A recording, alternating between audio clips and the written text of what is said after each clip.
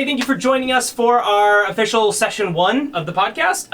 If you guys, heard a little bit about session 0. If you got a chance to listen to it, we did a brief introduction of our characters, but we're going to dive in more deeply into the world and our characters. You guys ready to get started? Yeah. Hell yeah. Okay, cool. Our campaign begins in this world of Angea. It's basically one large continent that includes all of the classic D&D races that you would expect.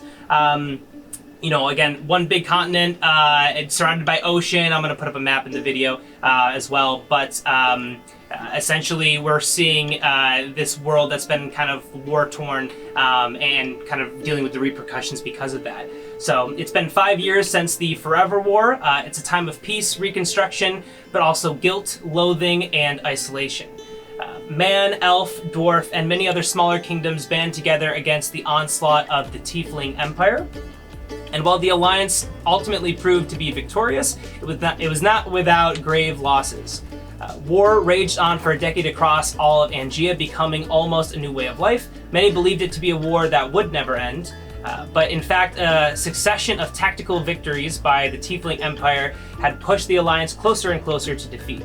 5 years ago, the Teiflings sent the whole of their forces to the last remaining northern stronghold of the Alliance. It was here the fate of the world would be decided. If the Empire could push through, they would gain access, a pivotal access point to the southern world and would be utterly unstoppable. As battle dawned, the sheer number of Imperial forces were astonishing. Hope for the Alliance was fleeting. Bjorn, the King of Men, alone led forces of all races into battle despite perilous odds. The exact story of the battle is still widely debated. Some say the gods favored Bjorn reaching down from the heavens to wipe out the Empire in one blow. Others have heard Bjorn himself commanded the Empire to stand down with a single swing of his hammer. Many rumors have been told, but one thing is for certain. After only a few hours of fighting, 1 million were dead, the Tieflings were in full retreat, and the Alliance had won the war. Dwarves saw the greatest losses of all, with the war nearly halving their entire population. Elves saw significant losses as well as only after the Tieflings. And miraculously, man came out of the conflict almost unscathed, seeing no more than a couple tens of thousands of dead versus the others' hundreds. This has led to many mixed feelings about the war itself. Some see it as a grand victory, showing the might of certain races over others. Some feel it was no victory at all, considering all of the costs. And others, mostly among the Tieflings, feel they were robbed of what was rightfully theirs. Today, nationalism runs rampant in the political climate of Angea. The forces, once allied during the war, struggle to keep friendships alive and fruitful among deception and secrets being kept from one another. Beyond the ruling families and politicians, the common people of Angea live in somewhat of a renaissance. After years of warfare and struggle, peace has been prosperous and transformative. Advances in technology, medicine, and infrastructure make life easier for all. At the epicenter of this technological revolution is the city of Milikrun, commonly referred to simply as Rune, the capital kingdom of men. Rune has been transformed seemingly overnight from the war-torn command center of the war into a bustling metropolis, and it's here where our heroes begin their journey. So, Rune is this beautiful city. It's kind of like, imagine what an immigrant would think of America, in the 18th century, coming here. Streets not quite lined with gold, but lined with bronze.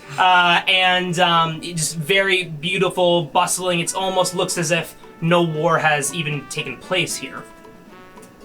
So we begin here, this, beautiful, beautiful kingdom. It's actually 5 years since the end of the war. What many people call the annual Salvation celebration is happening.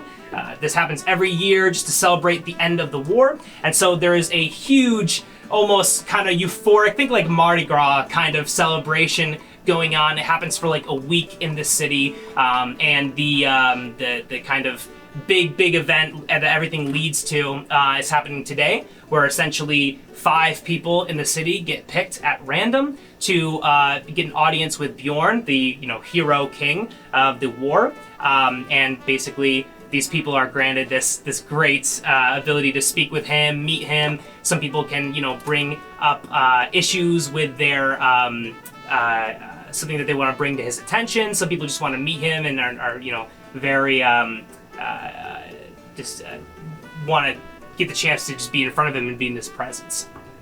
So, we're going to begin with our characters. Does everybody want to roll our first roll of the campaign and see the highest person to go first? Oh, I'm not going. 6. You're going before me. 8. I got a You rolled your 3. Oh, Wow. Amazing rolls, guys. Way to get those out of the way. Strong. So we got an 8. What'd you get, Dan? An 8. Oh, you got the 8, and then 6 and a 3. Yep. 3. Cool. I rolled my 12. Really? You rolled your 12. Well, you're still going first either way. Really set the precedence, y'all. Amazing. Absolutely amazing. All right, so Dame, go ahead and give us a breakdown of your character. So my character's name is Pale Scales. He is a broody, moody Judy. He is antisocial. He's a little bit of a cringe lord. He doesn't really know that he's a bit of a cringe lord. He hopefully can grow out of that. Being 22 years old, it's about time. It's a dated mindset at this point for him. Being a street orphan, it worked for him back then when he only hung out with other street orphans who were also broody, moody Judies. But he has to grow up and do adventurer type things now because he's tired of eating like rotten food on the street and having no home, and all of his orphan buddies also like doing nothing with their lives.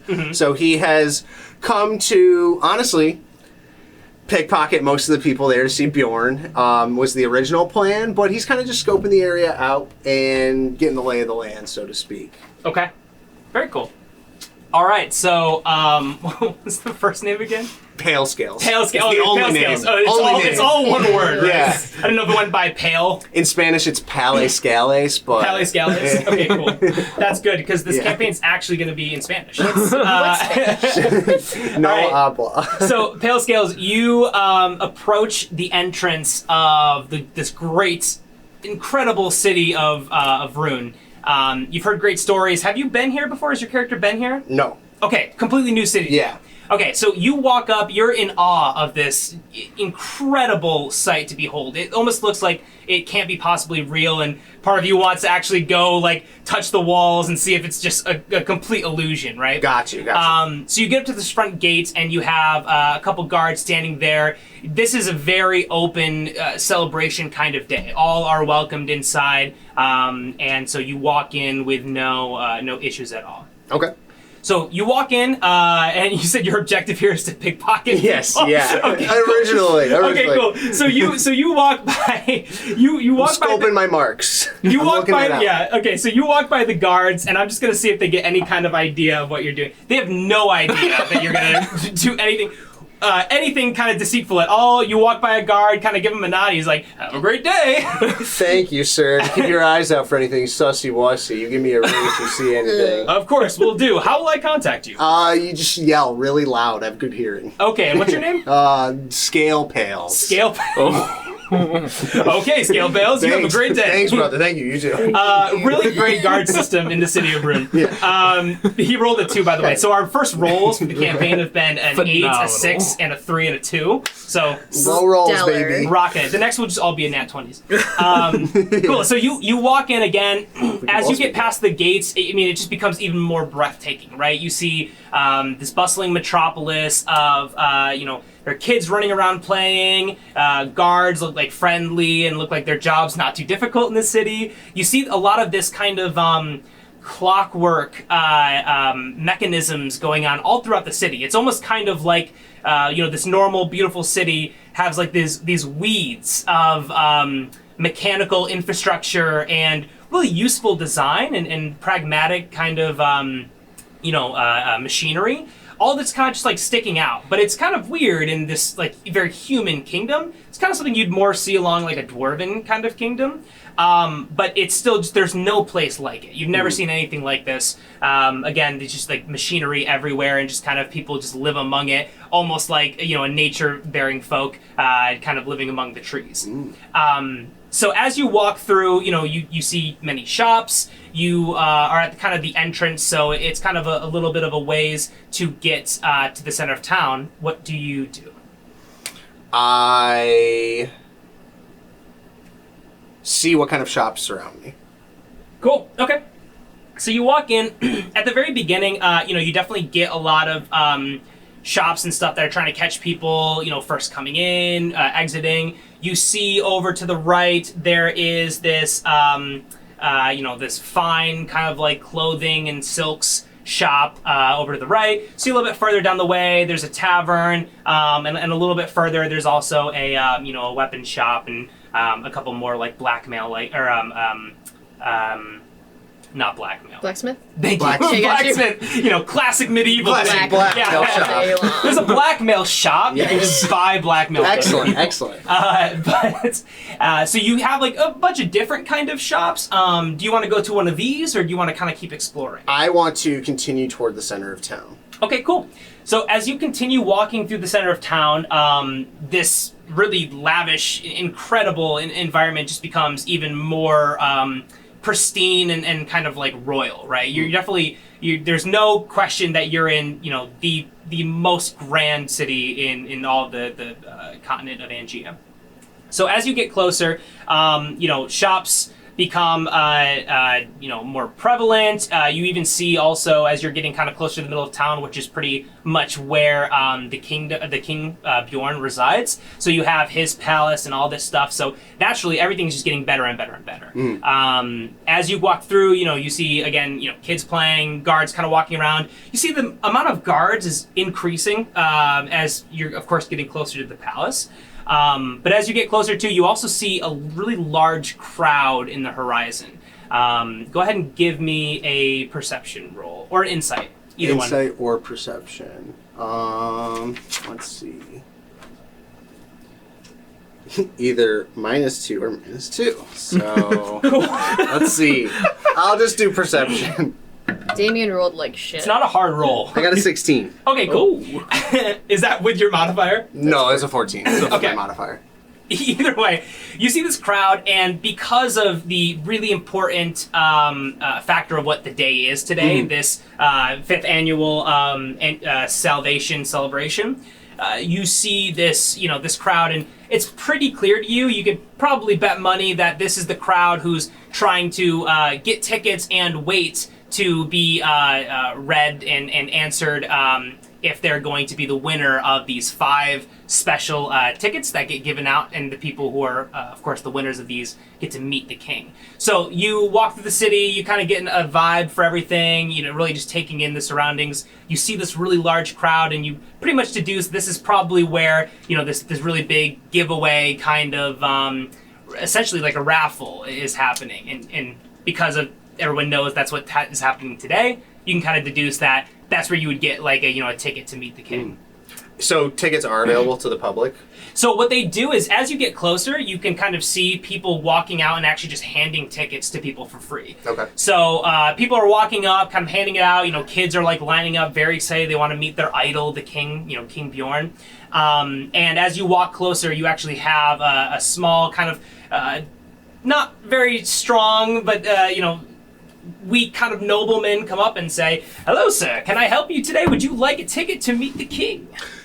Being slightly out of his element, feeling a little uncomfortable with the amount of wealth and lavishness and finery around him, as to not seem out of place, Pale Scales decides to forfeit his original plans to pickpocket members of the crowd and decides to take a ticket and just kind of wait and see, because he's really unfamiliar with the setting and what's happening. So I would say, yeah, sure, I'll take a ticket. All right, here you are, sir. Thank you. Remember, only one per customer. And what exactly is it for again? So, if you must not have been here before. No, honestly, it's my first time in, what is this, Rune? This is Rune, of course, the great city of Rune, the best city in all of Angea. See, I'm from Pig Trough, which is a much smaller city, and I've never heard of Pig Trough. It's surprisingly dirtier than it sounds. Oh, okay, well, I hope I'll never find out more about it. Yeah, honestly, I hope so too, man. But this is the 5th annual. So let me tell you more about it. It's terrible. Okay. It stinks like a pig's trough, ironically enough. Yes? And you said you didn't want to know more about it? I think I'm okay. Okay, so I'll tell you one more thing about it. All right. I hate it I have there. many tickets to give away. Oh, can I have another? No, it's one per customer. It's the first thing I said to you. Oh, yeah, I have a bad memory. I'm a bit of a... Okay then. All right, I'll talk to you later. Thank you for this ticket. Well, wait, don't you want to know what the ticket's for? Yeah. So this ticket is for the 5th annual Salvation Celebration Huzzah, where we give away these tickets, and 5 lucky winners will get to meet the king, King Bjorn himself. Oh man, and do we get to like ask him a question, like take him out on a dinner? You like... definitely cannot take him out on a dinner. It's a very, formal, quick meet and greet, but you can ask him a question. You can bring up causes that you want his help with, potentially, and the king will grant you an audience and listen to anything you'd like to bring to his majesty. Excellent. I'm very interested. And he's super socially weirded out by the whole conversation. It's a lot of social interaction for him with a stranger, so I exit the conversation immediately without waiting to hear what the guy says. Okay, he's like rattling off, finishing. It's like, so yes, it's really great to see you. Yeah, awesome. I'll see you in Pictroff. Okay. And I exit. It's an hour away from I'm going to be over here. I'll be over here. It's not too far, so if you need me, just yell really loud. I have good hearing. Okay. he walks off and continues to give out tickets. It was close. Cool. So you go into the crowd and just kind of wait and just kind of examine your surroundings? Just chilling. Okay, Just cool. chilling. So we'll move over to Allie. What, give us, have we done, in session 0, of course, we talked about your character a little bit, but tell us a little bit more about your character and maybe why you might be here exploring the city of Ruin. So her name is Lacey Viol, and she has this big purple mushroom cat that covers just above her eyes, and she's got the fungal tree down her arm, and she's just a little thing, and she kind of waddles around, and she doesn't know anyone here. She's far from home in the high forest. She left her family behind, and she's here to try to get one of those special tickets to go see King Bjorn, because she heard that she could talk to him, and she knew that if she could talk to him, she could make him see the world of mushrooms and how great they are and how they should be everywhere. And she really hates this town because there's no plant life. So she's so far out of her element here, and she's kind of just walking around trying to find bookstores so she can get any sense of like back to normalcy. So she's just wandering, looking around, trying to figure out who people are, trying to make friends. Okay, cool. Passing out stickers. So you're all already in the city? Yeah, so Okay, I've been in the city for probably about 2 weeks. Okay, cool. So Yeah. you've kind of been, gathering your surroundings, really developing a loathing for the complete lack of wildlife and nature here. Oh yeah, but she's so optimistic you would never know. Okay, gotcha. Yeah. Okay, so kind of deceiving. Yeah. Okay, very cool. So Lacey, as you walk through, of course, you've been here for 2 weeks. You're taking in the surroundings. Trying to envision and pretend that there's some more nature and foliage and things that you're more accustomed to. But of course, as you've been talking to people, you've been kind of keeping that a secret, and of course, just kind of trying to fit in the best you can.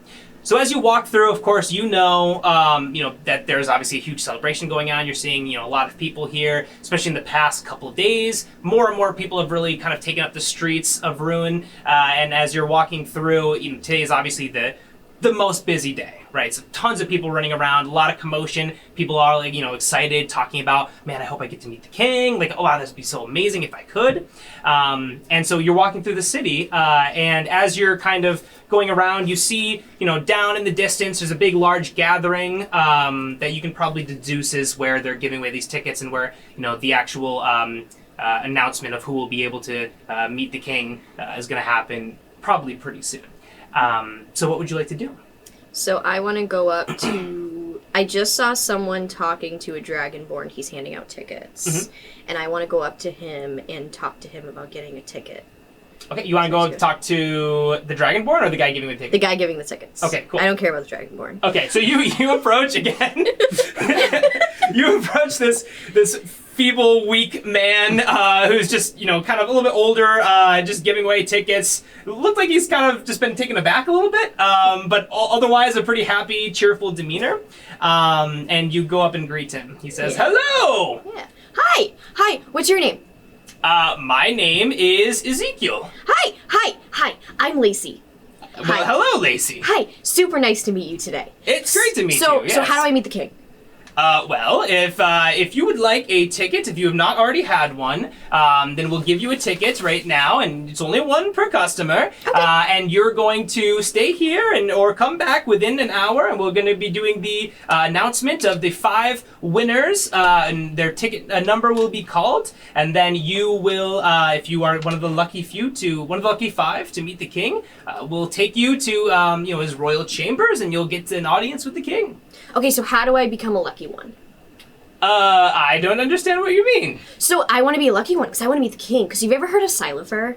I don't believe I have. He's the Mushroom King. Okay. And my goal is to spread mushrooms everywhere. You see my hat? Yes. Isn't my hat nice? It's wonderful, yes. Isn't it so nice? So that's my goal, is to just go around. So I really want to meet the king, and we're going to become best friends. Do you want a sticker?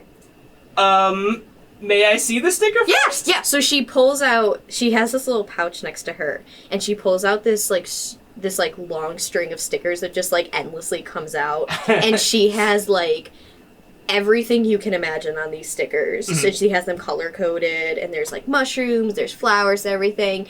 And be like, you said your name was Ezekiel, right? Yes, I did. Okay, so that starts with E. Do you spell it with an E or an I? An E-I. E-I? Oh, cool. Okay. So she goes to the E part of her stickers, and she goes, okay, do you want an eel? Sure, that would be great. So she rips off this eel, and she sticks it right on the forehead. She jumps up, sticks it right on the forehead. Oh, God! And Ezekiel feels a little woozy. Yeah. And he's like, what? And she's like, do you like it? Yes, it feels like this is more than a sticker. I feel like I want it. They're special stickers. Well, what do you mean by special stickers? They're friendship stickers. Okay, why do I feel like I'm going to pass out? Well, I have a lot of friendship to give, and so sometimes that can be a lot for people. I see. Okay. Well, here's your tickets. Thank you. And he hands you your ticket, and then he kind of stumbles off, trying to get a hold of this crazy day that he's been experiencing. So what Ezekiel doesn't know is each of the stickers is infused with a mushroom that she personally makes. And so each sticker does something different. Oh my gosh. So this one is kind of like a woozy one where he's definitely going to remember her, so she thinks this is her best chance. Okay. Cool. All right. So Ezekiel kind of stumbles out back into the crowd, like, "Would you like a ticket?" And he's just talking to people who obviously have already had their tickets and are like, "Dude, what the hell?" So he stumbles off. Is there anything else you'd like to do? Lacey is just gonna go around to like as many people as she can and just try to like listen for information to see if there's a way to become lucky. She doesn't really understand it. Okay. That's what she's gonna do until later. Go ahead and roll a perception check. Okay. That'd be a 12. Okay.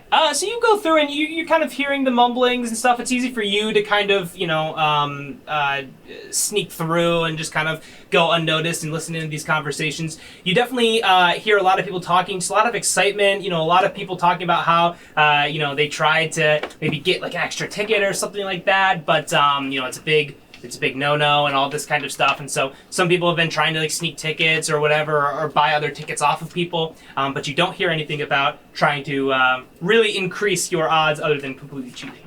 Gotcha. She just like kind of stumbles through, and she's just gonna kind of remain as like little as possible so no one really sees her. So she starts like scurrying through the crowd. Okay, cool. All right, so you scurry through the crowd, and then we'll jump over to Nate. You want to talk about your character? Yeah. Seabog Trog has been in the city for only like a day or two. Okay. And he is in the city because he wants to be able to get a hold of the king so he can find information on trying to find any possibility of a lead for a missing person. Okay. Cool. Cool. So you've been in the city for, you said, a couple days? Yeah, like a day or two. Okay. Probably. Okay. Yeah. So you're already kind of accustomed. It's not like a huge grandeur shock to you. But you're going through, of course, huge commotion going on in town right now. What would you like to do? I now know that today is the day that I could possibly meet the king, so I am looking for a way to be able to get access to him. Okay, cool. So yeah, as you're walking through, of course, you can just tell, especially as it's getting really, really close to the announcement of the 5 winners. You're seeing kids run up like through the streets. Even people who are a little bit older and stuff, kind of almost embrace their inner child, get very excited. It's like an amusement park right now. Everyone's kind of running to the center of town. So you can kind of deduce that that's where the announcement is going to be. So would you like to follow them? Would you like to look at the shops? I think I'm gonna make my way into the crowd. Okay, cool. So you make your way into the crowd.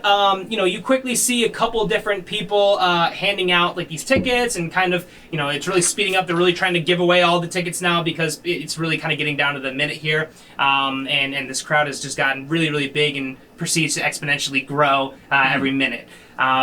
So as you go through, you see a bunch of different people kind of dressed in like finery. Definitely seem to be the people who are the ticket givers or whatever.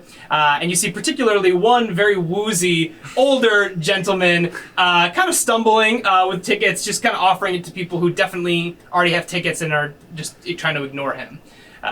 So you see him just kind of handing out tickets, and he kind of goes up to more people. Have you got your ticket yet? Would you like a ticket, madam? Tickets? I haven't got a ticket yet. I would love to have a ticket. You see he turns to you and just almost like completely like looking through you, like, like 100-yard stare, like through you, and is like, did I hear someone say they needed a ticket? Yes, it's me. I would love to have one. Okay, here you are. Here's a ticket. We're doing the giveaway. It's very soon. It's 5 minutes away. Don't leave. It's going to be great. I need to sit down, and just full-on collapses on the ground. I am going to take my quarterstaff and start poking him. I would like to keep talking to him. Okay, you poke him. I don't even know what to have you roll just to poke him. I just more like a nudge, like trying to flip him over type of thing with my. Give me a luck check to see how comatose he is from Allie's sticker or from Lucy's sticker. That's a nat 20! All right. I'm so glad I flipped this man over with this. So you see this man just collapse like face first on the ground. You wait a beat, take out your quarterstaff, poke him. As soon as you poke him, he jumps up to his feet and says, "Yes, hello, do you need a ticket to meet the king?" Yes, I still need a ticket. But I have heard something about how people can't have more than one. Is there a reason why we can't have more than one? No, there's more than one ticket. That's chaotic. Of course not. But is there anything bad about having more than one ticket? You can't have more than one ticket. It's cheating. What happens if you get caught cheating? I don't know. They'll take you to the dungeon or something. I don't know. Just we try to just honor system here. Do our characters hear any of this? You roll perception Hell yeah. checks. Yes, yeah. Oh no, it was 4. 5. You guys don't hear -2. shit. Okay, cool. You guys don't hear anything. My chilling. mushroom is I gotta covering turn my this back on. ears. Oh no, I'm out of storage. Okay, that's okay. So you guys hear nothing. This man gives you your one ticket or whatever, and kind of just keeps thinking there, trying to remember if he's given you a ticket yet or not. And he just says, "What were we talking about?" Nothing. It's okay, sir. Are you feeling all right? You kind of just fell over on me. I feel fine. I just need to get rid of all these tickets. What is this on your forehead? Let me Yes, take please. that off for you. Oh, what is that? Is that skin? It looks like an eel. Okay. I don't know what that is. How about Alright. that? You can keep that on the house. Awesome. Have you had a ticket yet? Have you gotten your ticket? I have, Okay. sir. Thank you very much. I'm going to go lie down now. Have a good night. You see Ezekiel just stumbles off. Definitely just collapses again within 5 feet or 10 feet. Cool. So you got your ticket, and as you're, looking at your ticket, looking at your number, you see that the crowd is really kind of getting to a breaking point of just everyone in the city is here right now. And then you hear you all actually hear a large announcement of, "Hear ye, I'll gather round for the raffle giveaway to meet the king." And so you see, of course, just people are just at a rock concert, just crowding. Like people are like bustling. It's kind of dangerous. It's a little bit chaotic here, but everyone's just kind of really crowding around. So you guys all can look at your tickets. You guys can you see your numbers. It's I just gotta give you guys random numbers here. Go ahead and give me roll me a d20, everybody. 11. 19. Okay. 16. Okay, cool. Just put a 61. put a 20 in front of that, and that 2,000 whatever number is gonna be your ticket giveaway. Okay. The crowd kind of gathers up, and this gentleman, not Ezekiel, luckily he was going to be the announcer, but you see that he's just kind of like sitting his like hand or his head in his hand, just kind of like looking like he's drunk. But all of his peers think he's just been getting wasted all day.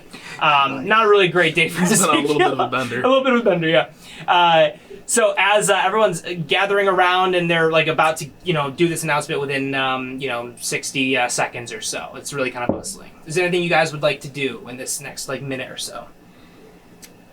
Lacey's gonna like wiggle her way like up to the front. Okay. And just like sit there and just like stare blankly at people. Okay. Okay, fair enough. You definitely kind of like, creep some people out. They're just kind of like, what the hell is going on? But cool. Okay, so anybody else? Any of you guys want to do anything? I think I'm just chilling, waiting in the crowd. Listen intently? Yeah, Okay. I'm just patiently been waiting for this moment for a week or two now. Okay, So- cool. I sit back kind of on the outskirts of the crowd toward the back because I feel uncomfortable being kind of meshed up with everybody Yeah, at the front. for sure. And I look at my number and I kind of just go, I don't think I should be pickpocketing here. There's a lot of fucking cards around. Yeah, I'm just going to chill. that's fair. Give me another perception check. That's a... I'm going to reroll. Yeah, you that. reroll. That's cocked. 3. Okay. -3. Even. So... You get a 0. Oh, -2, so it's a 1. Okay, you Not get a that a one, but a 1. You get a 1. You kind of think about possibly like, you know what? I'm pretty good at pickpocketing. I feel really good today, though. I think it might be your lucky day. I've been kind of blowing my hands all day, so my fingers are warm. Hot hands. Fast today. Okay. I got to tell a guy all about pig trough. That's like 3 more sentences than I normally talk to another person. Yeah. Like, ever.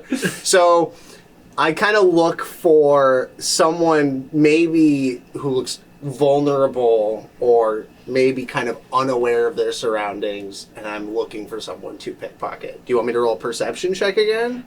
So with your nat 3, your My new nat 3, base so it ends up one. being a 1, right? Modified 1. Yeah. So you turn around, and you see as you're looking around, kind of looks like there's not a lot of guards around, right? Yeah, it seems great. Yeah, it's like really surprising in the middle of town with all these people around. There aren't a lot of guards. It's kind of weird. Sounds awesome. So you decide to go and try to really pickpocket. convenient. Yeah, you try to go and pickpocket someone. You see this gentleman who's kind of like crouched over. It looks like he's like tying a boot or something like that. And he looks to be like a prime target. Not paying attention. You don't see any guards around. Looks like he might be a perfect suspect to trying to. Does he appear to have anything valuable on his person? He that I would definitely wanna take? he definitely looks like he belongs in the center of town. Okay. It definitely seems like he could be wealthy of some sort. Definitely wealthier than you. Where am I in reference to him? Can he see me? He's in front of you. He's in front of you, bent forward, so he can't see you. Okay. I walk directly up to him Okay. and put my hand in his pocket. Give me a sleight of hand check. Okay. I swear to God. Where would that be? Should be, I have a -1 for that. so Jeez, that's and you're a good. pickpocket. You have a -1. 17. Okay, 16. Holy shit! All right. We're gonna rob this town. So you go ahead. I'm gonna just roll for him real quick. You go ahead and reach your hand in, kind of abruptly. Yeah.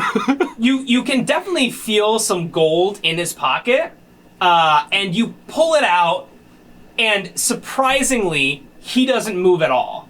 And Awesome. you've totally pickpocketed this guy.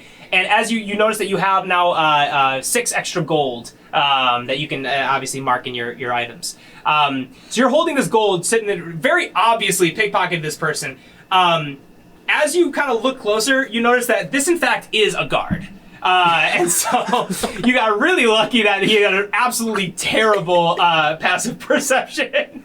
But you definitely realize now that there probably are a lot of guards around, and you probably got pretty lucky. I stick the gold into my backpack, and I go, oh, another day out of the trough. And I go back to the back of the crowd, and I look at my ticket, and I feel real good about myself. I go, yeah, that was a little spoopy, but I'm a little richer. So. Okay, cool. So you go back and just kind of decide to, lay a little bit more low, seeing as how you really just kind of were flying by the seat of your pants there for a second. Externally, I'm trying to play it cool. Internally, I'm like borderline anxiety attack. I'm like, okay, cool. Like a Me at fucking all guard. times. Yeah. I could have picked anybody else. Yeah. I saw that one short bitch handing out stickers. Like, that would have been a lot better. Yeah, Fuck. probably.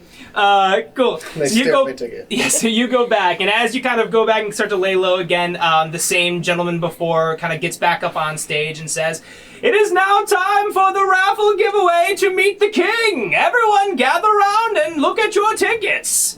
So you guys all pull your tickets out. And after some boilerplate information about this giveaway and how they're not guaranteed anything besides just an audience with the king and all this kind of stuff, he just starts to ramble for on, and people are just kind of like, oh my god, just get to the freaking point. Very kind of covering their asses legally.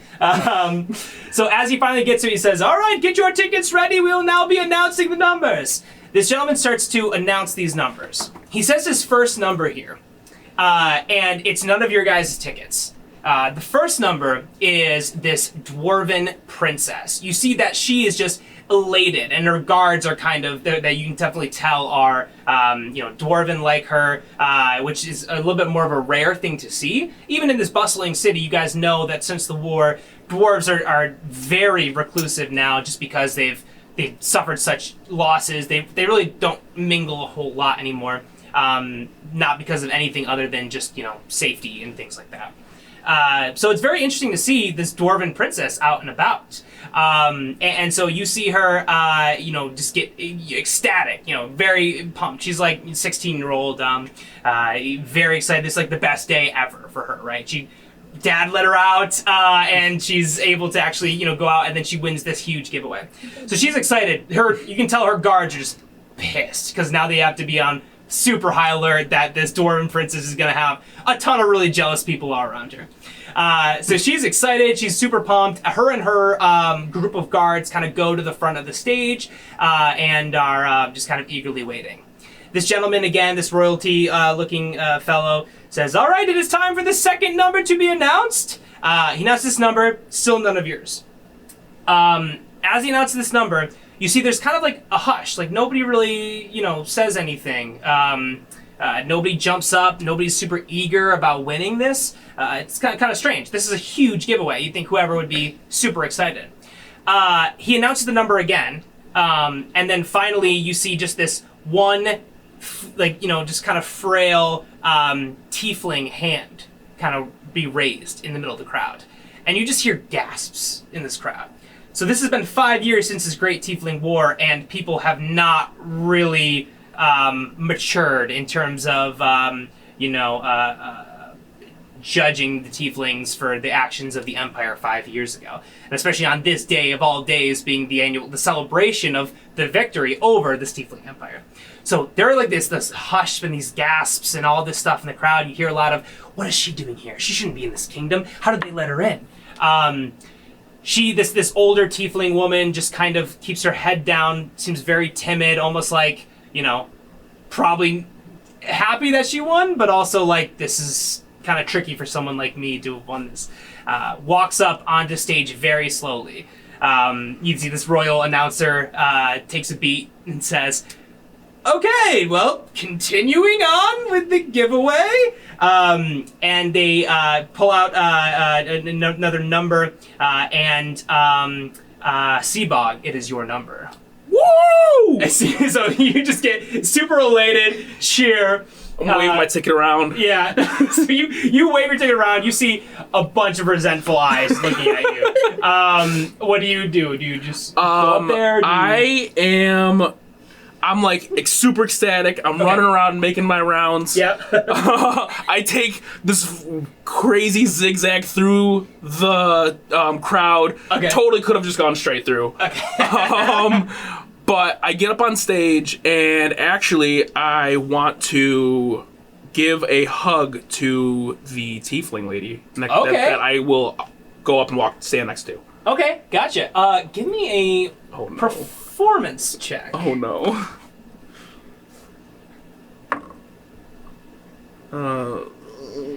Performance.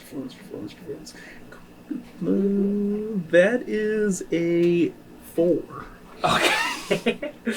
So you go up, really showboating, really milking it. I'm excited. People are, at first people were kind of like, oh, that's, it's great that he won. He seems to be very excited. And then on your like 5th lap around the audience, people are like, all right, we kind of fucking hate this guy. Screw this guy. Fuck him. As you finally on your 6th lap go up to the top of the audience and people are already kind of done with you. And then you go up and you open your arms, extend your arms to this tiefling woman. At first, she kind of like shudders back, almost like she was expecting an attack or something. And then she kind of like looks at you and just opens her arms and you give her a big hug. You can tell that she's very surprised by this, maybe a little bit suspicious, but also definitely a little bit, appreciative of this kind gesture. She definitely did not think that she would get in an area like this. And you can just feel the disdain in the crowd. First you're showboating, then you're basically hugging who they would consider to be the enemy. This crowd is not very happy, but you've made one friend today. Bam! Yeah. Cool. So the announcer looks back and says, all right, I just really quickly want to, just talk about sportsmanship and, maybe not taking an extra 5 laps. If you win, feel free to, give a hoot or holler, but please just approach the stage. Thank you. He grabs another number out of this hat that he's pulling from, and Lacey, this number is yours. What do you do? So Lacey hears this number, and you just hear her go. She runs up to the thing and she starts jumping and she looks at this giant turtle man who is like probably like twice, like at least 3 times her size. And she just looks at him and she goes, "Can I sit on your shoulders?" Why yes, my little friend. Okay, so she literally just like climbs up Seabug's back, doesn't know this dude at all, and just sits on his shoulders and just says, "Hi everyone." and she goes, "Who wants stickers?" And she just starts throwing stickers out into the crowd. No one catches them. Yeah. She's like, "Stickers for everyone." Give me a performance check now. Hell yeah. Oh, that is a 19. Wow, okay. Surprisingly, you jump on Seabog's back, and for some reason, everyone seems way more happy for you. Maybe it's the fact that you ran up straight to the stage and didn't do, a ton of victory laps, but they seem to be way more receptive of you, and people are like, hell yeah, I want a sticker. People are super pumped about the stickers, even though they're still a little bit jealous that they didn't get picked. Yeah. I think the whole thing is stupid, but I kind of want to catch a sticker. Okay. So, like resentfully. I don't like that I want to, but I try to catch a sticker. Give me a deception check. A deception check that I do that. That you don't want the sticker, but you actually. But do. I try to catch it. I try to catch it, but I want to appear that I don't want it. It's a 5. Which is with deception a 10. Okay. Oh, wow. Holy hell. Okay. So it's still not great, but you see these stickers being thrown. You instantly, the inner kid in you just runs at him and is kind of like, oh yes! shit, be more chill. So yeah, you try to be like, yeah. Cool. I got one, I guess. I also just looked down at a lot of other people Seabug. got one, I bet, too. It's not a big deal. I got one. I also just looked down at Seabug and I just go, Thank you. What's your name? I'm Seabog. How are you? S. That stands for super friend. So she goes to the S, and she gets a seal, and she just smacks it on the top of his head. And it's and it just makes him feel happy. Okay. Can I oppose getting it slapped on my head? Sure. Yeah. Give me an opposed athletics check. Yes. Against you. Go ahead and roll an athletics check, and then you'll roll opposed. That's funny. Oh, that's bad. Are you at that? Athletics. Oh, I rolled a 5 straight. I rolled a 4. I got 4. So you shuffle through the stickers. Seabog was like, kind of like, oh, I don't really know. I'm not really a sticker kind of person. And then you get the sticker and you try to like jolt to give it to him. He tries to evade it, falls on his ass. Because you were on his shoulder, you are able to put it on his head, but really through no ability other than just pure falling happening to be on him, you stick a sticker right on his forehead. Yeah. And then Seabog, you start to feel slightly happy.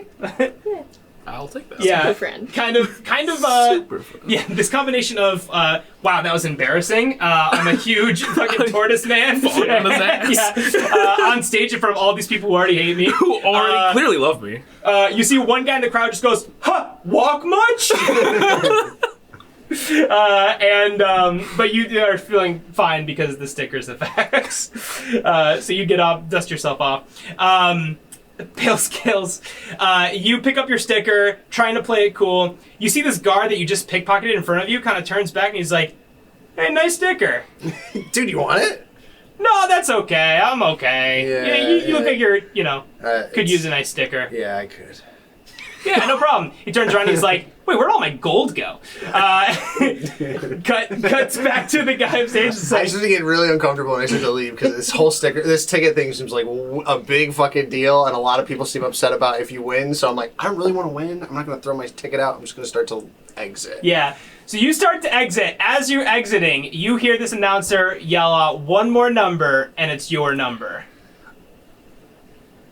Yay! I'm so happy. Woo! And I pretend to be really excited about it, and I just beeline for the stage. Give me a deception check again. Trying not to make a huge deal like the tour. Yeah, okay. It's a 6 plus 5, so 11. Okay, cool. So people don't know what the hell to think of it. They're like, wait, he seems like he's acting like he's happy, but he's not happy. But why wouldn't he be happy?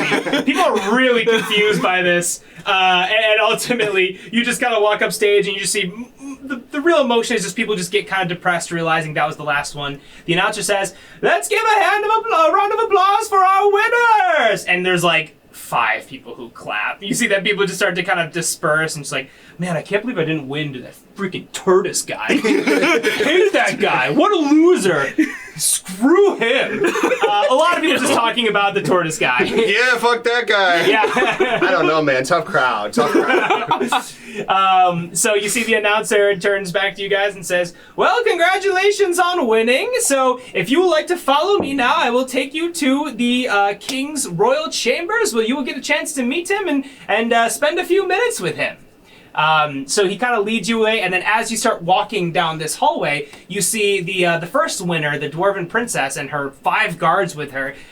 They quickly stop, and a guard kind of puts their hand on one of the Dwarven guard's shoulders and says, "I'm very sorry, but we can't allow anybody other than the winners in here. It's purely for safety measures. King Bjorn is very popular. He has a lot of enemies as well, so we want to protect his safety." You see the dwarves are just kind of like outraged, pissed, like, "I can't believe you won't let us in. We need to protect our princess. How dare you?" And this guard just kind of holds his ground. You see they're almost kind of grabbing for swords and weapons at a certain point. And then finally the princess stands in between them, puts an arm on each guard and says, "Please, I haven't been out of my castle in years. Please just let me have this. I promise I won't say a word of this to my father," she says to the dwarven guards. You see the head of the guard just kind of looks down, kind of thinks about it for a second and says, "All right, well, just 5 minutes and then you'll be right back and we'll be right here." So she nods and then joins the rest of you again and walks into this castle. So, as you're walking into this castle, of course, exactly what you'd expect of Bjorn's castle in the city of Rune. It's everything that you saw from the city, cranked up to, level 10 to level 11. You see all of this insane architecture, obviously very man-made, but then also a lot of times you see again that this common theme that you see in Rune, which is this clockwork mechanical, pieces of metal and machinery just kind of sticking out. And it seems to be like this is really where the epicenter of this is. Like if that's, if throughout the city you're seeing basically, weeds go out, that's like the epicenter of the weed, right? It's kind of growing throughout the castle. And it almost looks really like it doesn't quite fit, but it's kind of melding in a very like symbiotic relationship. It's this unnatural but kind of beautiful clockwork machinery you're seeing. As you walk through, you guys get closer and closer just walking down this hall. You see all these great paintings. You see some royalty kind of walking here or there. But everyone give me, not deception, everyone give me perception checks. 3. Natural 20. Hey! 15. Okay, so Pale Scales, you're walking through and you definitely don't know shit about a man-made castle or this king or any of this. Everything seems to be pretty much what you'd expect. Nothing out of the ordinary here. Lacey, as you are walking through, you're a little bit taken aback by the fact that, this huge city, this very popular area, and this castle, which is letting 5 random people come in and talk to the king, it's kind of empty. It's kind of weird, doesn't really make a lot of sense. You'd think that this would be like a huge party on this like giant eventful occasion. And then Seabog, as you're walking through, you definitely know something's wrong. You are walking through, they just stopped these dwarven guards from coming in, and you would expect high security. There are no guards in here at all besides the 2 that you're walking with, bringing you into the king's chambers. Were we given their names when we went up there and met them? The guards? The guards? Yes. You were not. Okay. I was just going to say the names, but where is everyone else?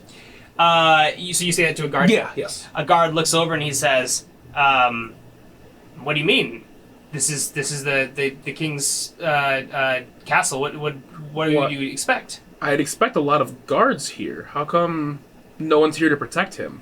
He says, the king has his own regiment of guards. He is with them at all times. They really just follow him around, but I can assure you the king is very safe.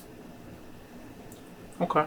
No, I'll keep quiet for now. Okay, You cool. just hear Lacey under her breath go, "We're all gonna die." And she's kind of just jamming to her own music, and top of Seabog, just totally oblivious to everything that's going on. the Fielding this way. the guard looks back and says, "What? Sorry, what was that? What? What? What's your name? I thought you said what? What's your name? My name is Skelgard.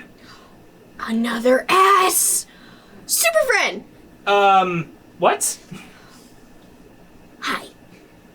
Hello? I'm Lacey. Hi. How are you today? I'm fine, thank you. Lot of questions. And she looks at the other guy. What's your name? I'm Skelgard's brother, Melgard. M. Stupid fucking names. I'm sorry, what was that? Melgard looks right at you. I said super fucking names. Those are primo names. I was Give me a just deception thinking check. that. I get 17 plus 5, so 22. Okay, he says, thanks! A1. I think so too. He high fives Skelgard. I put my hand over the high five, realizing it's not for me. I go, oh yeah, it's dope name. Dope name. I like this guy, says to Skelgard. They continue walking through, and as you guys are walking, you see this big kind of golden bronze-ish door in front of you. As they get up, you see the guard stop, stand at attention. This royal kind of advisor, announcer guy who was the first one to be announcing, the winners, walks over to the very, very front of the door, and he knocks on it 3 times, like, So not 3 times, but you know what I mean. And in a pattern, a little slot opens up on the door, and you see just a pair of eyes back there kind of give a nod. He kind of gives a nod, and the doors open up. As these doors open, you just see this beautiful chamber. You essentially see these large pillars, this really beautiful kind of tile all throughout, windows surrounding all sides, and throughout all of these pillars you see, again, kind of like weeds, these mechanical clockwork contraptions just kind of coming up like all throughout in this really beautiful kind of fashion. So the guards kind of stand on the sides, and the advisor kind of walks in and kind of shuffles you all inside. And as you guys walk into the room, he says, "All right, now we are gathering King Bjorn. He, of course, is a very, very busy man. And so we will be right back in just a few minutes if you will just hang tight. And the king is very excited to meet you all." So he starts to walk back out the way he came. And then you notice that the 2 guards that were outside come inside of the room, stand at attention, Skelgard and Melgard, as we mentioned, stand at attention, and the doors close behind them. So now you're in this room, you have the princess, the 3 of you, and this very shy, very timid tiefling older woman. What would you guys like to do? I would like to investigate my surroundings. Okay, roll an investigation check. 6 + 2, so it's an 8. Okay, so you look around and you're really you still can't get over just how beautiful this room is. You are obviously a little bit surprised as kind of the everybody was a little bit talking about on the way over here that it feels like there should be more people, but I guess it makes sense that the king is with his guard at all times, so when he comes in there should be a lot of guards with him. Having the weird urge of possibly some danger from earlier, I would like to see if I can find any exits other than that door. Yeah. Roll perception or investigation?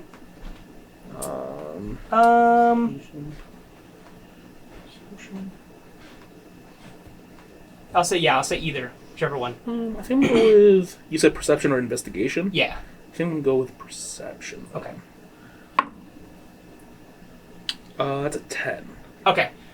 You look around and it's pretty hard to say. I mean, you do notice, obviously, of course, the big doors that you came in from. Yeah. And you're looking around and you just kind of can tell by the this big circular room that there probably is another exit, but it's just too grand of a room to really only have one entrance. But you don't find see anything. Yeah. Lacey just sits there on top of her new friend. As I'm just spinning in circles looking for an He's exit. spinning in circles. She's kind of going with the flow, and she looks around and she looks down at the princess and she's like, and she gets so excited and she's like, "Are you a real princess?"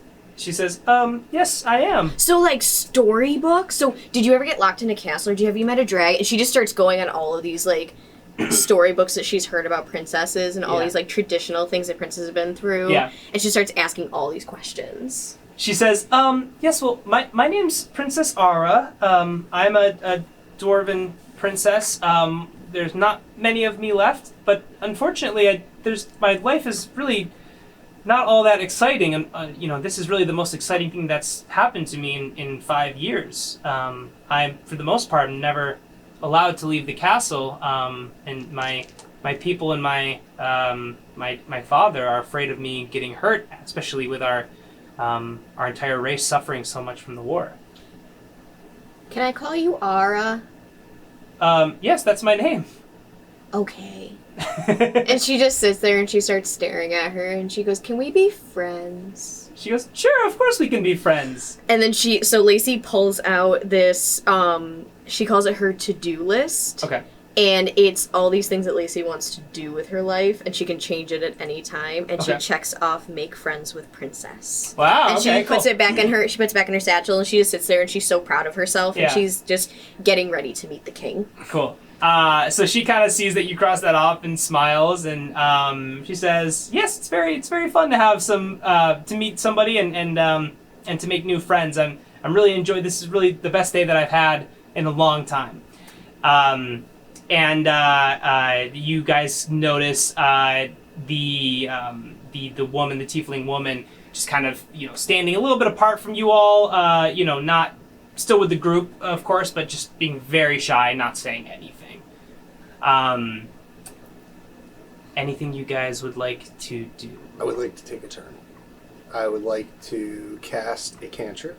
I would Okay. like to point at the tiefling woman Okay. and cast a message, which Okay. is I can whisper something, and Okay. only she can hear it, and she can respond to me in a whisper if she wants me to be the only one who hears her response. Okay, do you want to do this subtly? Yeah, well, yeah. I'm pointing almost underneath my chest Yeah. at my head. Very difficult to see for the other people in Yeah. the room. So go ahead and give me a stealth roll. Gotcha. It's a 10 minus 1, so 9. Okay. So, as you do that, you're quite far away from the guards. So the guards, I'm gonna say, are not really quite paying attention. You don't alert them, but both Lacey and Seabog definitely see that you do this. Okay. And the princess does not. She's very much a noble person, not paying attention, kind of just taking in the grandeur of the room. So you cast this. What message would you like to say? I whisper to the tiefling woman, I haven't seen a lot of dragonkin in the city since I entered, and I definitely haven't seen any tieflings here or in Pig Trough. What brings you so far away from home? She looks over to you, looks down, looks back up at you, and says, "I know I probably shouldn't be here, but I used to love coming to this city when I was young, before the war. I just wanted to explore it in its grandeur. I probably shouldn't have taken that ticket, but I never thought I would have won this, and honestly, it's probably just a mistake that I'm here anyway. This is, as you, I'm sure, know, tieflings are not very much so welcome here anywhere else other than the more northern parts of the continent. But I just wanted to explore here, and I thought, I'm getting older. It might have been my last chance." I don't think I can say anything else without casting it again, so Okay. I take her information, and I nod to her. Okay. And I would think she would understand that the spell means that we were the only two who heard that. Yeah. If she chose to whisper it. She can also just say that out loud. Yeah, no, she definitely did. She definitely chose to whisper it too. Okay. Right after you nod, you hear very high up in this kind of cathedral-like building. You notice that there obviously it's very tall. It's not like there are multiple stories, but it's just a very, very tall building. You notice you hear something kind of in the roof, kind of like something up, very high up. Everyone give me a perception roll. Ooh. 11. 11, okay. I got a 9, which That with is- my perception is a 7. I got it by. So 9, 7, and what was yours? 11. 11, okay. So you guys kind of hear this this kind of ruffling happening up above. You guys look up, and suddenly 4 arrows come flying down from the ceiling in a darker part that you can't quite make out. An arrow strikes the princess straight through the neck, and she collapses dead. 3 other arrows are following at you guys, and they are going to see if they hit you. Should escalate quickly. What are your armor classes? Well, actually, Seabog, I just need to know your armor class. 20. Okay, your armor class is 20 at level 3? Okay. The first arrow hits the princess straight through the neck. She falls immediately to the ground. Not a fighter in any way, shape, or form. The other 3 arrows come flying for the rest of you 3. and they miss both Pale Scales and Lacey, and then Seabog, you see like one that was very close to you, just comes straight by and kind of hits you, but ends up doing no damage. Kind of dings right off your stronger exterior. Go ahead and roll initiative. Woo! First fight. 20. Really? Wow. Hell yeah. Not the 20. 6. 11. Okay. Okay. So Lacey, you have 20. I gotta roll for these guys real quick. Does it look like Grandma Tiefling is gonna help us? Or be a part of this? She's an old Tiefling!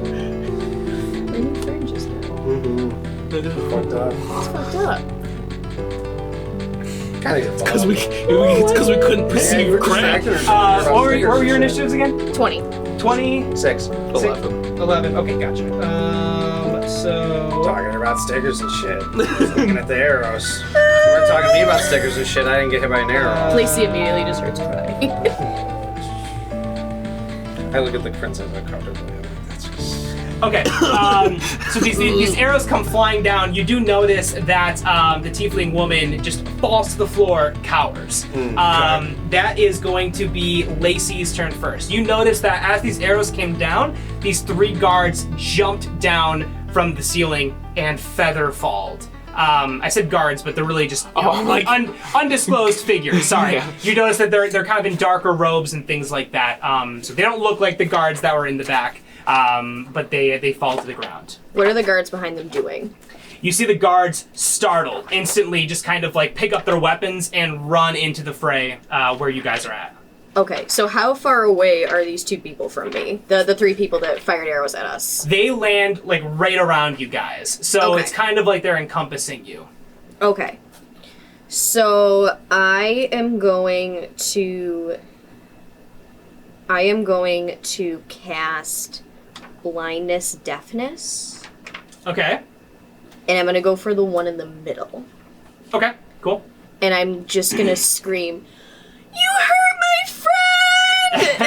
and I just start. You just see Lacey, like, all of a sudden her mushroom hat starts glowing on like where the open holes are, and she just gets really quiet. She closes her eyes and she just goes like this. Okay. So you have to make a Constitution saving throw. My spell save DC is 12. Is that what you have to roll, or? Okay. I believe, yeah. Yeah. They have to pass a 12 or higher. Yeah. Yes. Got it. Okay. He fails. Cool. So he's now blind. Okay, totally blind. So okay, he's got it. blind up to 1 minute. Okay, that's a lot of time in long battle. Yeah. So he's now blinded. Okay. So he cannot see anything. So you just kind of see Lacey's eyes go white, and she casts this spell. And then as a bonus action, she's going to just draw her scimitar out Okay. and just kind of hang it in front of Seabog and just whisper to him and be like, "Buddy, I think we gotta fight now." And she's crying because her new friend just got, but she's ready to go. Okay. Very cool. Awesome. Okay, so that is one of the guards in the back, one of the actual like royal guards. So he comes up, kind of like nudges to the side, and goes over to this like assassin like character over to the left. So he's going to go ahead and roll, and he does not hit. So he goes ahead and swings with his big what's the Halberd? Yeah, thank you, halberd. bam. Wow, that's a great guess. He swings with his big ass halberd at the assassin. The assassin kind of ducks out of the way, and then that jumps to that same assassin now. He's going to roll, try to attack this guard. He misses. Just a lot of like people still kind of getting their bearings here for battle.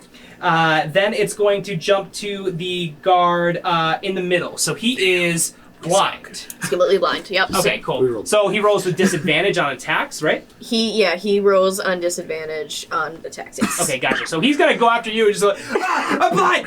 Get over here! And start swinging kind of like wildly.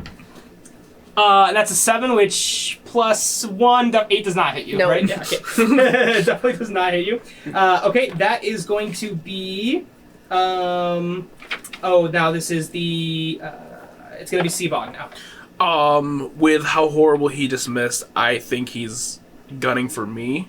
So I'm going to attack him back. Okay. The guy in the middle? Yes, yeah. Got it. The blind man. I'm gonna just use my quarterstaff. So it's gonna be a 13 to hit. Okay, 13 does not hit. Yeah, I think so. And then I'm going to bonus action try to do an unarmed strike. Okay. Nice. That's also not gonna hit. That's a little. Okay. I clearly think, man, I'm really trying to hit a blind person right now, and it clearly gets to me as I completely whiff the man. Yeah, feeling guilt. So you gotta swing down, and your good naturedness is like, this doesn't seem right. This feels weird. You pull back just slightly, and then miss. You're like, wait, what am I doing? Try to swing again, but you're still too flustered to hit. Everyone is just flailing, trying to get their bearings in this fight. And then it's going to be finally the guard over to the right, the one who hasn't acted yet. He's going to go ahead and make an attack on you, Pale Scales. 6 does not hit, I'm guessing. I have an armor class of 12. Okay, no, yeah, you're good. Cool. So everyone it's a big miss fest going on. Besides Everyone's, me. Yeah, exactly. Yeah. Everyone's just trying to get their bearings. That comes back up to. Oh, I'm sorry. Then that is the last royal guard from behind you. So he's going to go ahead and try and hit the guy attacking Pale Scales. He also misses. He's like, these guys are so slippery. What's happening? He's the fastest kid alive. What's going on? That comes up back to you, Lazy. I did What not about take Pale a turn. Scales? Oh, I'm sorry. Just Pale so you know. Scales. I'm sorry. You should have went over this last guard. Okay. Sorry. Go ahead. Guards are beside us. Is there like a front line to this? They're beside you. So the assassins drop down right in front of you. Gotcha. The guards kind of made up the distance and now are right next to you guys. They're kind of fighting. So the You guards guys are kind of like surrounded. right next to the assassins. Oh, so they're not in They're between next us. to you. Okay, they're next to us. Yeah, and you guys are kind of all facing outward, fighting these assassins on 3 sides. And okay, so we're surrounded. Yes. Yeah. There's Okay. more Oh, of you, we're but you're surrounded. surrounded by 3. Okay. Yeah. Okay. That's gross. I target the blinded assassin. Okay. Good call. How's the room? I guess weird question. How's the room lit? Great question. So it torches is like midday, and there are a lot of windows on the outside. Okay. So it's pretty well lit, but it's very tall. So the ceiling is pretty dark because there's not any kind of light coming in directly from top. But yeah, other than that, it's fairly well lit. Natural light. Yes, natural Gotcha. light. Got it. Okay. I want to target one of the non-blind assassins Okay. and cast Burning Hands Okay. Cool. using one of my level 1 spell slots, Okay.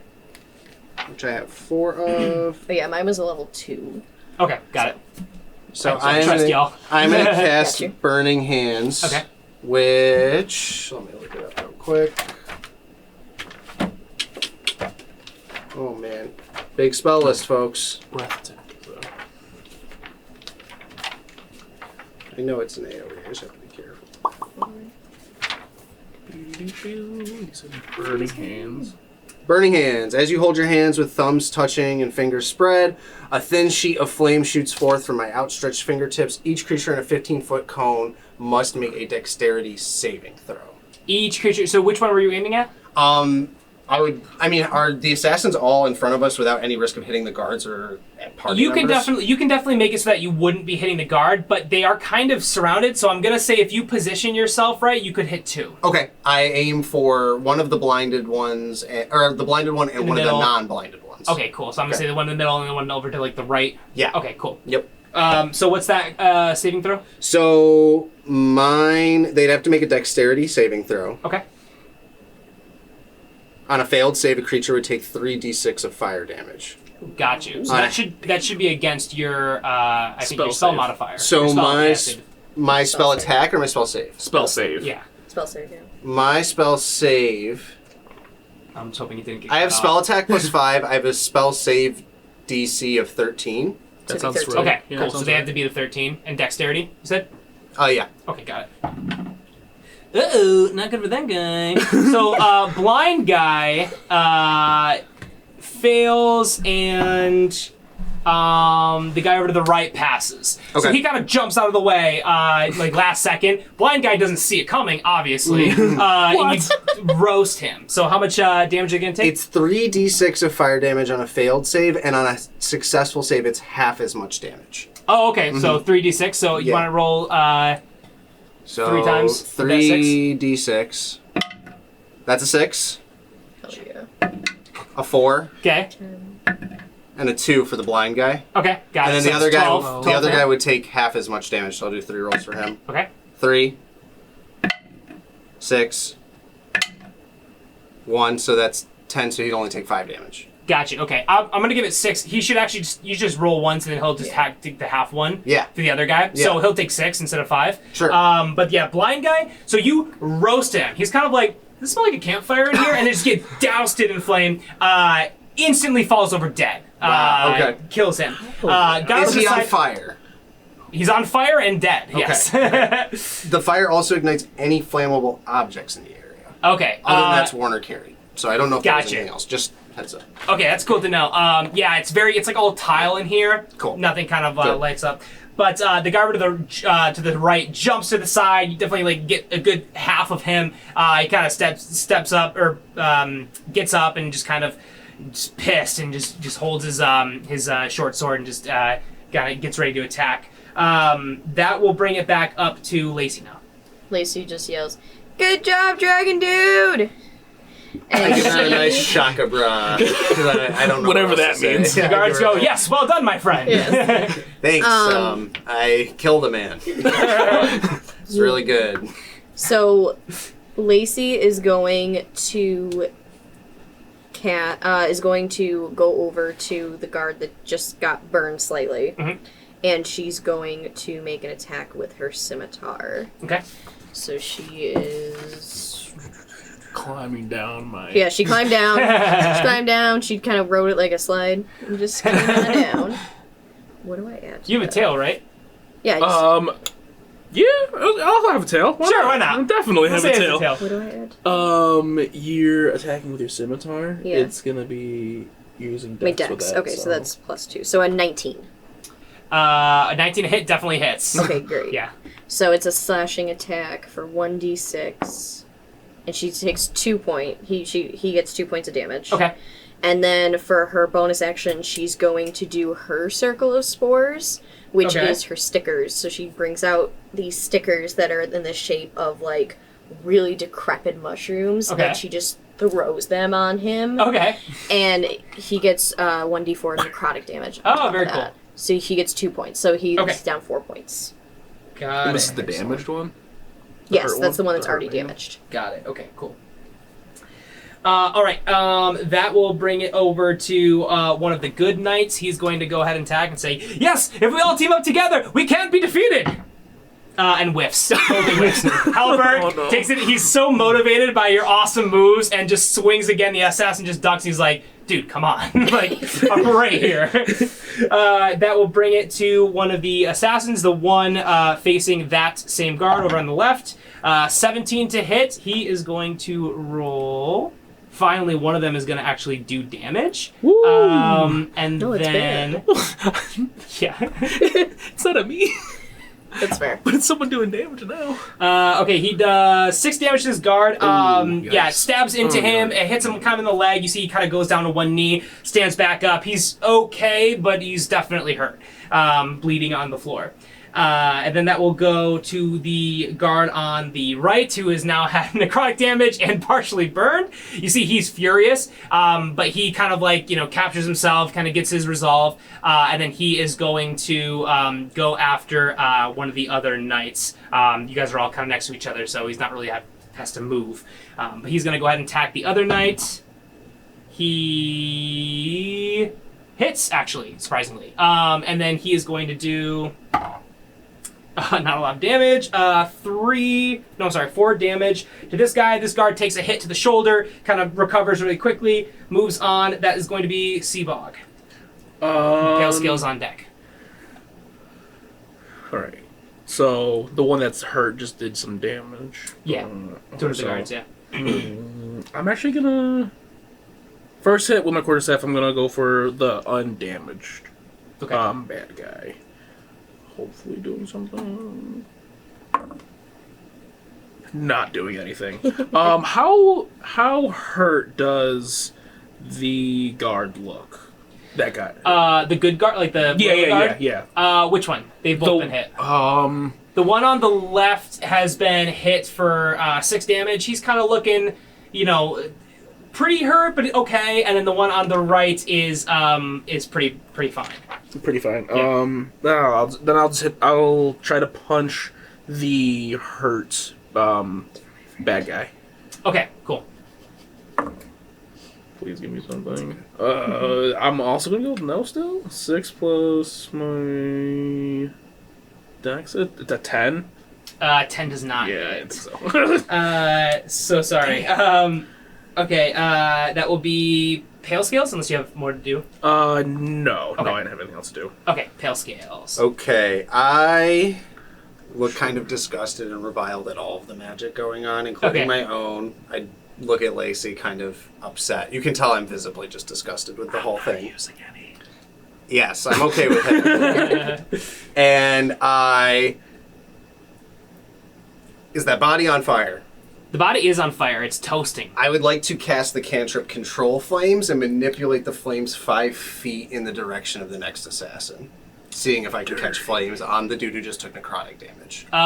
They're more than 5 feet apart. Okay, then I can't do that. Okay. I would like to approach... They're probably like 10 feet apart, just so you guys know. Yeah, I would like to Okay. approach the one Yeah. that just took necrotic Oh, damage okay. and swing at him with my quarterstaff. The one who took necrotic damage, so the one on the right. Yes. Yeah, okay, cool. Go ahead. For swinging at him with my quarterstaff, what would that be? It's a. Oh, yeah, you got a course. It's I got a quarterstaff as well, so it's a melee hit based off your dex. My dex? Yeah. Okay. Dang, all dex weapons. I need a strength weapon. But anyway. 11 minus 1, so 10. I can tell you that it will not hit. It will not hit, actually, Yeah. unfortunately. So you go ahead and kind of disgusted, just kind of swing at this guy. He's had some damage. He still has enough wherewithal to kind of duck out of the way. And that will get back to this last assassin on the left. He's going to make an attack on this guard again. Oh, and he definitely hits. Ooh, and he does 8 damage to this guard. You see this guard just gets slashed down. He puts his short sword into his neck, rips it out, blood spews everywhere. This guard falls to the ground dead. Is it Melgard or Skilgard? It's Melgard. No! You see Skelgard goes, "My brother!" No, only one of them have a dumb name. And that was Skelgard's turn. So he's going to pull out, put his short sword, run toward the guy who just struck down his brother, and says, "I will avenge you, brother," and totally beefs him. Every time. Emotion has overcome me. Okay, that will bring it back up to Lacey. Okay, so I am going to cast Earth Tremor. Okay. So each creature within 10 feet of me has to make a dex saving throw. If they fail, a creature takes 1d6 bludgeoning damage. Actually 2, because just a 1. They have to beat a 14. Okay, so all creatures? All creatures. Okay, so everyone's rolling. I know. Everyone's beating a 14? You said it's a Ooh. dex? Chaos. It's a dex save? It's a dex saving throw, yes. Alright, bad guy. I What do they rolled have to beat? 2, They have to be a so 14. that's cocked. Okay, bad guy fails. Guard fails. I'm glad I am proficient in dex saves. That's a natural 13, so yeah. rolled the 2. 17. So I get it. you pass, I but got 17. the 2 guards and him Okay. cast it. So So explain the language of Earth Tremor, just not the language, but just what happens, the visuals. So you just see Lacey see that Melger just got slashed, and she sees another one of her friends die. Yeah. She gets so upset, so she just the dots on her head start glowing again, and they glow a dark gray as she casts Earth Tremor, and you just see this little one just like cast it right out, and she just screams the top of her lungs because she's so frustrated. Okay. And then everyone takes 3 points of damage. 3 points of damage? Yes. Okay, this guard is looking pretty hurt. The assassin's looking, both of them. I'm sorry. Both of them failed. You see the one that was already injured just collapses, just face forward to the ground, looks to be most likely dead. The other guard kind of staggers. How much damage was that again? Sorry. That was 3 points. Okay, 3 points of damage. The other guard kind of is rattled, but he seems okay. This is the guard on the left. So it's just him left. The royal guard, sorry. The assassin looks rattled. He is okay. The other assassin on the right dies. The royal guard, is looking very hurt. So she's going to use her reaction to cast... So, I'm sorry, I messed up. The Circle of Spores is a reaction to do, and also you have to beat a con saving throw. Oh, okay. So cool. if it does hit, then you take the damage. If not, then it doesn't do anything. Okay, got it. So That's my okay. apologies on the last one. That's okay. So she's going to try to hit the very, very hurt guard that she's already slashed for Okay. those. So he stickers. just died. Oh, he just With- died. So with the that- other one. yeah. So the other guard. is he in 10 feet of me? Yeah. Okay, so yes, she's going to turn around. She's going to try to throw these stickers like right at him. Okay, got it. So you have to make a Con Constitution saving okay, throw. got it. I think it's 14. 'cause These it's guys different. are not that. Ooh, that's No, a it's still- 15. because it's It's based a off the 15? spell, Yeah, right? does that pass? It's That still based does off the spell. that does pass. Okay, got it. So they just whiff past him, and Yeah. she's so upset because she just wasted good stickers. You see, he just matrix dodges, just kind of leans straight back, and as he gets back up, you just hear a crack, and like one of his bones definitely broke. It's like, too hard for this. Okay, is that the end of your turn? That's it. Yep. Okay, you see, so the royal guard dead, and then this guard is going to take a stab at the last remaining good guard. That's Gelgard. Ooh, that's a non-natural 20. He's going to stab into this very hurt guard. And he does 6 points of damage. You see he just comes up, sticks his sword straight under his armor, kind of pins it back through on the other side of his armor, peeks out, rips it back out. The royal guard falls to the ground and just looks up and says, "I will dine with my brother tonight," and falls to the ground. And then this assassin turns to the rest of you three. No. Lacey just screams. Yeah. And that will be Seabog's turn. Shoot. Well, I guess I'm going to quarterstaff. That's a natural 16. That hits. Better hit them this time. Just a d6. That's 4 damage. Okay, 4 damage. He is barely standing. He's hurt. Not barely. He's very hurt. Yeah. Okay, so I'm just gonna do my bonus action, punch, fists, rolling everywhere. That is just an 11. That misses. Damn. Do I have anything else? That's a bonus action, so I can't do anything else. Everyone else is dead on our team. Have any of us been hit? Have you guys been hit? I have 3 damage from the Earth Tremor. Just remember. Oh, that's right, from her. Okay. No, I haven't been hit. Okay. I'm good. I'm That's too it. small. Damn. Okay, that will be Pale Skills. I stand up. I dust myself off a little bit after falling to the ground from the Earth Tremor. I look at Lacey, Eating. Sorry, friend. kind of shrug, and I go, "You say good job," and then you fucking knock me on the ground. And hurt me more than anybody else in the fight, actually. So far, which is great. Good job. And Thanks. I look at. There's one assassin left too. One assassin left. One yeah. assassin One left. hurt assassin left.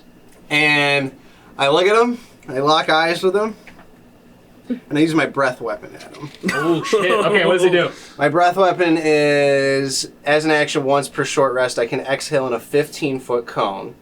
Constitution DC 12. Half damage on success. So you got to pass a Constitution saving throw of DC 12. Okay. He is in that one. Okay, so for 2d6s of cold damage. Ooh. 2. So you take 4 cold damage. He's still alive, but barely. The boy! And He's just like, I'm so cool. as a bonus action, I just put my quarterstaff back in my backpack. That's it. Okay. That brings it back up to Lacey. You see that this assassin, sorry, I keep saying guard. This assassin's like looking around. He's hurt. I mean, they've done a lot of damage, but he is definitely had taken a lot as well. He's kind of looking around, looking a little frantic. And it's your turn. Lacey's just gonna walk up to him and slash him across the neck. Oh shit, okay. She's big mad because you just killed 2 of her friends and possibly her 3rd friend. If you were the one that hit her. That's a 17. 17 hits. Okay, so she is 6 points of damage. So you slash this guy across the neck. Okay, how would you like to kill him? Okay, so Lacey walks up and she's so not intimidating. She just like waddles up and she just goes, I don't like people that kill my friends. And she just very coldly just slashes him across the neck, and as he's bleeding out, she just puts stickers on his neck to like stop the bleeding. Usually he's bleeding out, holding his neck, blood gushing out as you're putting stickers on him. And then as he's just kind of sitting there, go ahead and give me a perception check. You just wave his hand over to put stickers over. Yeah. That is a 14. Okay. You, just a second too late, see him grabbing for something behind his back.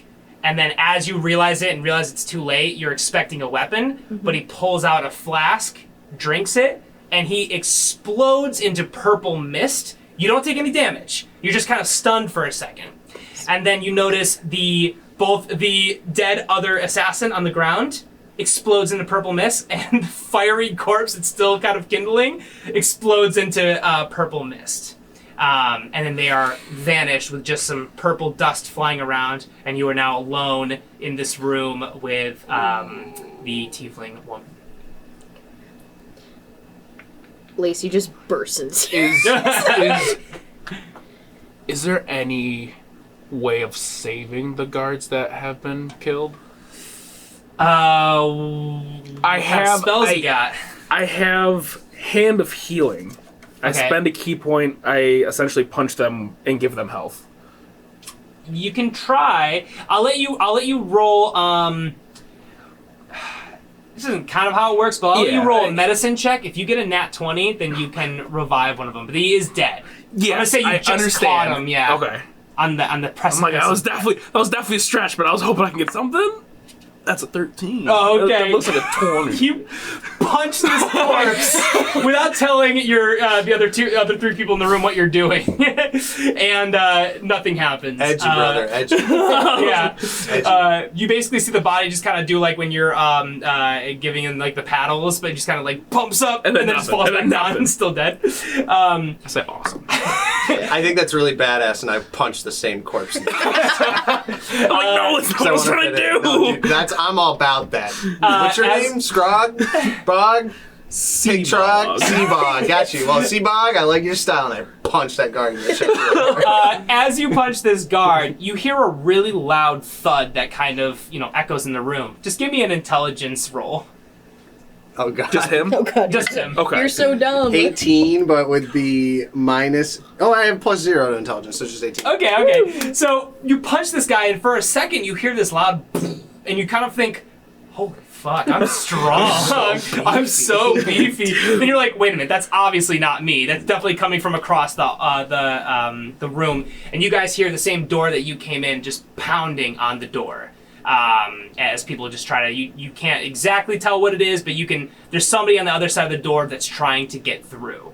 As you guys look around, you notice a dead dwarven woman, or princess, this old tiefling lady who's cowering on the ground, the 3 of you, and pools of blood, and no other bodies other just purple dust around. And you hear the knocking on the door keep happening. You hear, "These are the royal guards, open up!" How tall is this building? Or this room that we're in? So the room is very tall. It's probably equivalent to like 4 or 5 stories. It's not actual stories, but it's very, very tall. Yeah. But it is enclosed in windows. How low is the lowest window? So it's all the same floor. You guys aren't really. It's kind of. You didn't go up any stairs, but it kind of inclines at a gradient. You guys are probably like a story and a half off the ground. But can I is like a window like in front of me? Like, is there windows right there? Or I'm sorry. All up top. No, sorry. They're all on your level. Oh, yeah, okay, they're all okay, surrounding, gotcha, kind of okay. around just like the base level. Yeah. There are no windows in the ceiling. Okay. Lucy is gonna cast the cantrip Minor Illusion. Okay. What And do you like to do? she's going to make the sound of Melger's voice. Okay.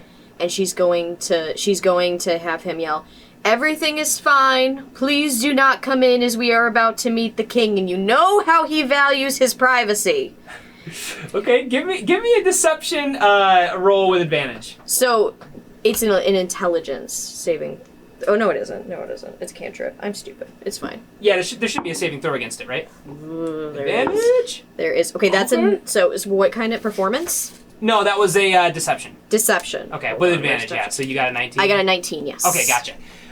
So you yell in Melgard's voice, and then you hear on the other side just like a pause, be like, Melgard? What? Why is the door locked? It shouldn't be locked. Are you really questioning the king right now? What? I haven't He heard any will orders have from the your king. head. Oh, okay. Go away. Melgard, okay, if you say so. What should I do? My commander tells me that this room shouldn't be locked. I don't care what your is your commander more important than the king? Well, of course. Then go away. I need you to survey the premises for any assassins, okay? Okay. You see, you hear footsteps kind of away, and you realize that, of course, this is a big room, this is a big castle, but as you came in, it was pretty empty. So you hear faintly through this big, like, bronze door, footsteps running away, or walking away, kind of confused. And you do realize, though, that probably bought you some time, but eventually they will know that the king is not in there. This window. I turn to Seabug and Lacey, and I say, "Hey guys, gross shit back there with the magic and all that crap, but I did notice 3 of us were being attacked. The guards were being attacked. Old bitch with the horns back here just kind of sat still. So I'm a little sussed out. You want to ask her why she's here? Really? Why she's here?" Because I couldn't help but notice the assassins didn't touch her at all. And I turn to the tiefling woman and I go, "Why don't you tell us why you're really here?" She says, "I told you before, I'm not a fighter. I cowered because I wasn't Insight check. I didn't know what to do." Go ahead and roll insight checks. Yeah. I take out a dagger. I say, "Listen, I think we only got a few seconds before the guards come back here and want to come back in. So consider me impatient. You're going to tell me why you're here for realsies, or you're going to be matching the guards as far as blood content in your throat and position on the floor." You got everyone. Well, roll me an insight check for you guys. Dame, roll me a intimidation check with advantage. 17. 6, I'm sorry, what is it? An insight? Yeah. 12. Why can't I just remember? Insight is 13. So 15. That's your intimidation? Yeah, that definitely passes. So, you guys, what did you roll again? 17. 17. Okay, so you guys can both tell that this woman is terrified. If she is faking it, she is really freaking good at faking it. You're not 100% sure, but you're pretty confident this woman doesn't know what the fuck just happened.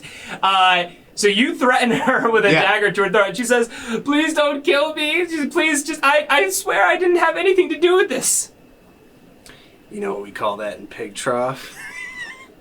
Can I step in? We call that an honest squeal. We call that an honest squeal, folks. So here's the deal. I think we all gotta get get the fuck out of here.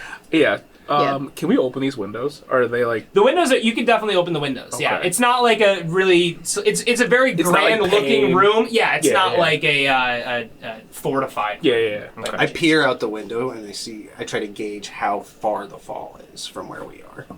You gauge out the window, and you can see it's about like a story and a half, maybe 2 stories. So what, like 15, 20 feet ish. And you also notice guards running up toward the front of the entrance. It's gonna take them a little bit to get there, but you definitely can see guards kind of moving up. It's safe to assume that something's, they're on to something. More guys than just the guy who was convinced by Melkart. Are they running like past the window, or do we see them like on the other side of the building going down? You see them running, not toward the window, that's too high. They didn't notice you, but you see them running toward the front where you guys came in. Okay. So they're going to most likely Basically be going coming around. in Okay. to the room, yeah. Or at least into the castle. Let's get the fuck out of here. So it's about 20 feet. Yeah. Y'all want to jump? I'm definitely jumping. I have Featherfall. You have Featherfall? Yeah. How many can you... It would be 60 feet per round until the spell ends is our rate of descent.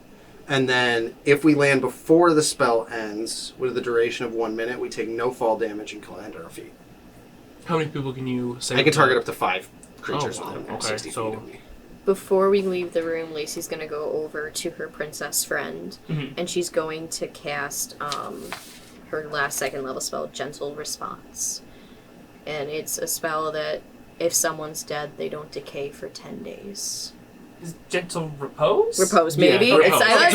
I'm like, I wasn't- she's gonna talk to her? I was about to say, I'm not sure. I don't know all the spells. I was like, this could be a spell. No, it's probably repose. Okay, I just read it wrong. Okay, it's gotcha. Repose, No, yeah, that's cool. Awesome. Okay, so you cast this, and so you see. I mean, obviously, no decay was happening yet, but you can just kind of see a little bit of like liveliness kind of come back to her skin. Obviously, still very dead, but it looks pretty well preserved. Yeah. Cool. Okay, so you guys are looking out the window. You see guards in the distance coming. What would you like to do? You said we jump? jumped. Yeah, You're taking the we jump. gotta get the hell out of here. So as you guys are kind of talking about jumping, the old woman back in the middle of the room is still just kind of coming to her feet, and she looks over to you. Doesn't know what to do, but she's just kind of waiting for, something for her to do. Listen, bitch, you want to live, you jump out this window with us. You want to stay here and try to explain all this shit to the guards, be my guest. But I don't think they're too kindly to listening to a tiefling's explanation of how 2 of their own ended up dead on the floor. And a princess. Also that. She said she looks over to the dead bodies, including obviously the guards on the way, as well as the dwarven princess. Looks back at you and says, "Okay, yes, I'll jump. Runs up to you guys, and you all jump out the window after casting Featherfall. I have to cast it once we're falling, so I put my Okay. arcane focus, I tie it around my neck, it's a Okay. little crystal on a chain link, and then once the other 3 jump, I jump after them, and I cast Featherfall on all 4 of us. Okay, you guys open these windows, convince the old tiefling women to come with you. You guys look down, see the guards in the distance coming, nobody looking directly this way right now, and you jump toward the city streets. Pale Skills casts Featherfall, and you guys slowly descend to the city streets, and that's where we'll end our session today. Woo! We did it! Excellent first session, guys. Alright, cool. A lot of variety. We Yeah. had a little encounter. We had roleplay. That was awesome. I was very interested to see for a while because they missed so many shots, all of the assassins, Yeah. and also the guards. I was like, wow, maybe they're just gonna power through and like none of But the we guards will also die. missed Yeah. everything. Yeah, everyone was just missing blindly in the beginning. I'm so mad. 'cause Blindness I will do could've- that. I Blindness could will- have tried to Yeah. heal him. Cool. I could Awesome. have tried to heal him, but I thought I had another round. I thought you might try and like stabilize the dwarven princess right away. That was where my brain Well, went, but then I was She said It she was sounded dead, like so- it sounded like She was arrow dead. through the neck. I was Yeah. like, I can't try to save her in the No. middle Yeah. of this, so she's gone. I'm It like, was That's over. It was pretty great. I mean, the only good shot other than the shot on her, which of course she's a regular person, so it doesn't have good armor class it's at like all. 2 or something like that. Yeah, so the only decent roll was against you, but your armor class is ridiculous. So, I was like, so yeah, killed her and nobody else. But yeah, cool. So we got a band on the run. Yeah. no. I like the party dynamic. I like how different. I'm already It's scared fun. about It's a fun dynamic. I like it too. I just love the difference in attitudes. I mean, I know you're very neutral, but compared to everybody, you seem like a negative. I'm very resentful of magic and socializing, which is weird and for such a he's gonna character be with huge using the charisma, second most magic. Yeah. Yep. Yeah. Awesome. That's my arc. Yeah. I fucking hate Lacey so far. Yeah, kind of the What do you antithesis of mean? you. Both in performance of magic, like willy-nilly, she just lets that shit fly, and also just personality-wise. First Yeah. of all, she killed 2 guards. Yeah. That's true. She's damn proud of powerful. herself. That's true. So, That's part of why I don't Stick. like her. What's the That it's scary. earthquake-like spell again? so Earth Tremor. Earth Tremor. That's a fun one. It's a very fun one. I was really hoping you guys would pass. I don't think nobody passed. Right? I did. failed. I No, passed. he I passed and failed. didn't I think one of the... No, both the guards failed. Both the guards Both and the guards, and the I assassins. did, and the assassin all Yep. got hit by it. Oh, wow. Or there was one Yeah. guard left, 2 assassins, and they all. Oh, okay, that's what it was. Yeah. There was 1 guard left already. Right. That's what okay. Damn. That's gross. Oh, no. Dope, guys. All Lacey right. has friends.